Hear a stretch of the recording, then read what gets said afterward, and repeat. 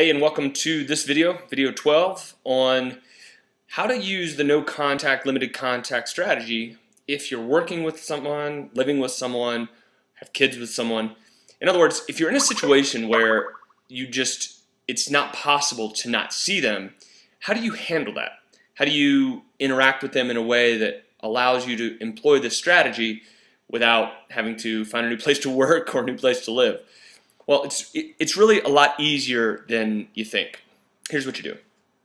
Remember in the last video that we were talking about how the whole no contact, limited contact thing is more of a psychological truth than a physical one. And it's going to be the same. And really, if you're in this situation, this is even more powerful for you because you get to employ this on a regular basis and they get to see the effect of it. So here's what you'll do. If you work with someone, live with someone, have kids with someone, then you maintain a very professional exterior. It seems a little cold. It probably would come off as a little bit like half-hearted, but what you want to appear like is that you're having more of a business relationship. You want to be a little standoffish. This doesn't mean that you become rude or that you act like a jerk or anything like that. Instead, you just are a little bit standoffish. So instead of indulging in a conversation, you simply don't. You talk about the things that are necessary to talk about, and you talk about them pleasantly. And this is very powerful because it's so easy when people get broken up with to be resentful, to be bitter, and to be vindictive. And that kind of behavior is not attractive.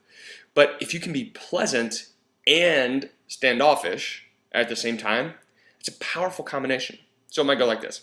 So you're working with somebody, right? If I'm working with a girl that has just dumped me and I want to get her back, I'd say, if we worked at wherever, doesn't matter.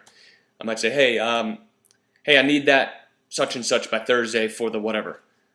And then leave it. If she approaches me, then you be very focused. Your contact and your interaction is intentional, standoffish, and pleasant.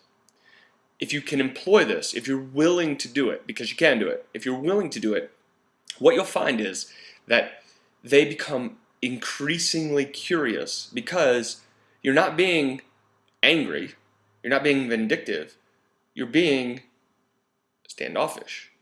That shows strength. It shows non-neediness, and it also arouses their curiosity. Why are they acting like this without having the power, the emotional power of anger? The fact is that so often people are unable to act distant without the motivating power of a negative emotion, like anger, resentment, bitterness. To be able to pull this off without those things is rare, and it gets attention. So if you live with, work with, have kids with, keep your interaction with them professional, standoffish, and pleasant. Doing so will arouse their curiosity, show that you are strong, and be a source of attraction. Then when they start to say, hey, why are you acting like this? Then you just play dumb. Acting like what? We're just talking about, yeah, but you're not acting the same. The same as what? Well, we used to, well, we're not, that's not us anymore. And you see what you're doing here. You're taking the things that they've done, because they were the one that broke up, and putting it back in their lap so that they feel the weight of it. So often, this is so key, so often people who end up breaking up with us, the person that does the dumping, doesn't ever feel a weight of their responsibility because we end up chasing them and they don't get to feel what it feels like to be without us. So that's the tip in this video.